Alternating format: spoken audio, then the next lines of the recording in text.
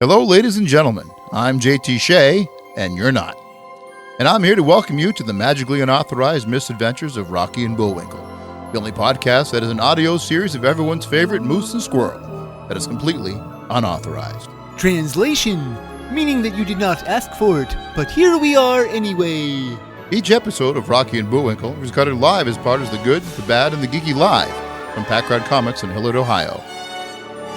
A big set of kudos goes out not only to our live audiences, but the owners of PACKRAT Comics, who valiantly allow Moose and Squirrel there. If you'd like more information on how to see the show live, download past episodes, or to subscribe to us on iTunes, be sure to head over to gbgpodcast.com. Oh boy!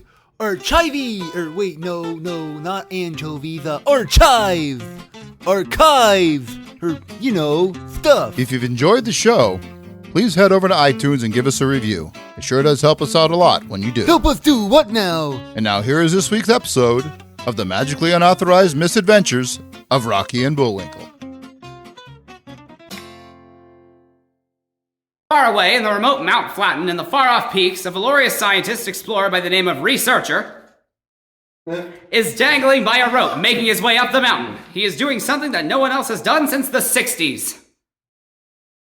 Wowzers, climbing the top of Mount Flatten is tough. Yes, Mr. Reese Urcher is a novice mountain climber, one that took it upon himself to realize he needed a break.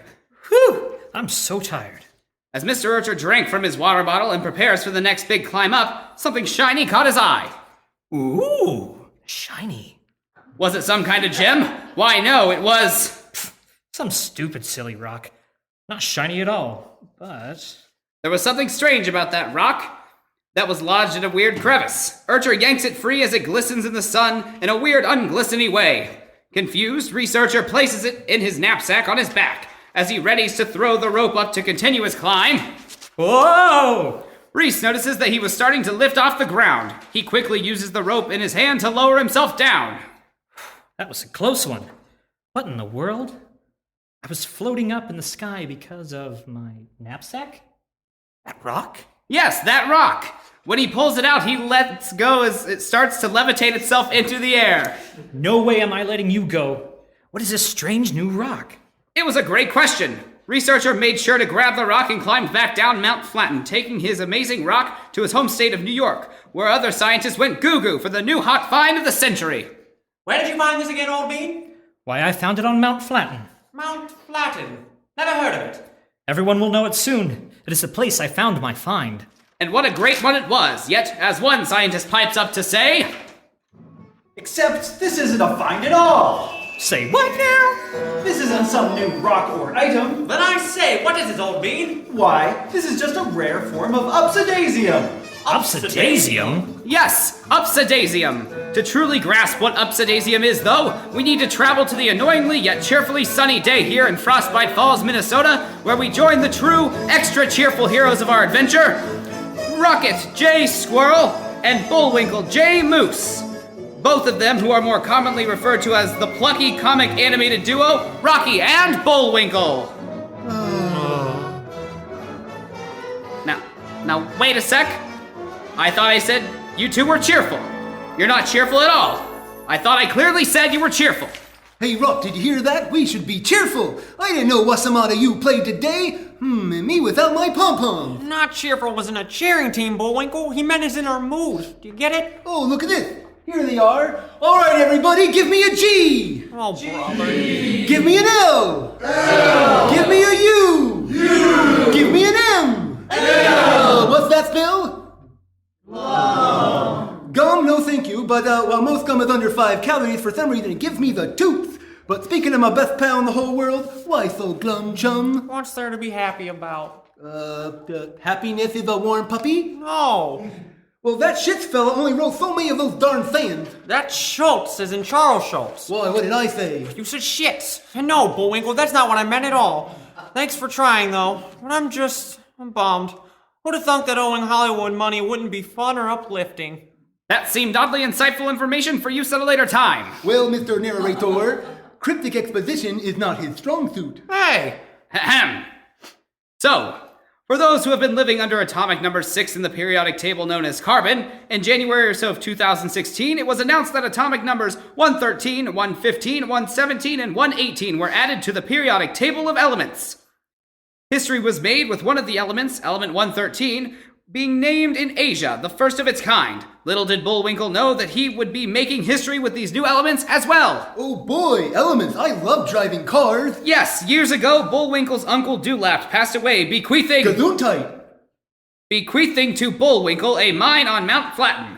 This mine had a special type of ore known as Upsidasium. This special type of ore has unique anti-gravity properties. Oh boy, so my Upsidasium has some real estate in its portfolio.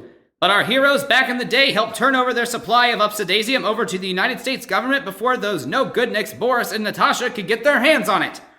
Despite their best efforts with the government, their temporary leader, Mr. Big, grabbed the supply of Upsidasium but couldn't control it and lifted up high into the sky, never to be seen again. Until he was, you mean? And then he wasn't.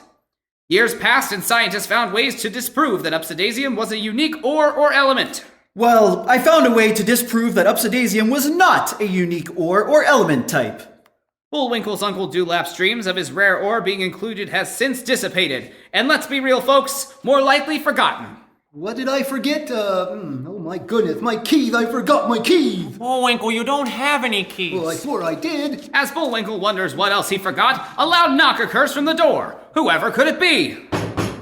Oh, I don't know. Maybe we should find out. Too right! So stay tuned next time to the magically unauthenticated misadventures of Rocky and Bullwinkle and an episode we'd like to call They Knock 3 Times, or When Fate Comes A-Knockin'.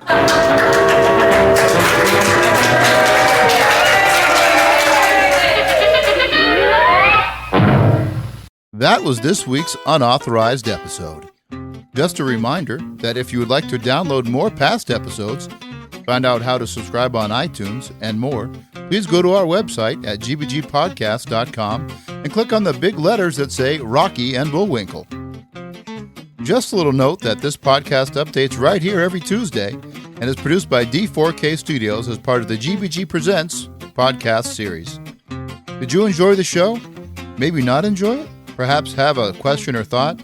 Not sure who to talk to because your therapist ain't doing the trick?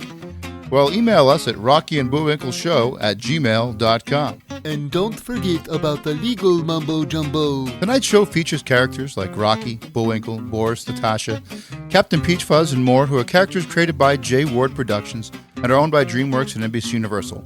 Please don't sue us. We do this out of love of these characters. Yeah, but it don't matter to them, though. Yeah, I know. But on behalf of the cast and crew of this episode, which you can find on our show notes, I'm JT Shea of the Drawing the Wrong Conclusions podcast and Night Gig Studios. You can visit us online at nightgig.com or check out our Facebook page at www.facebook.com/nightgig. Good night, folks.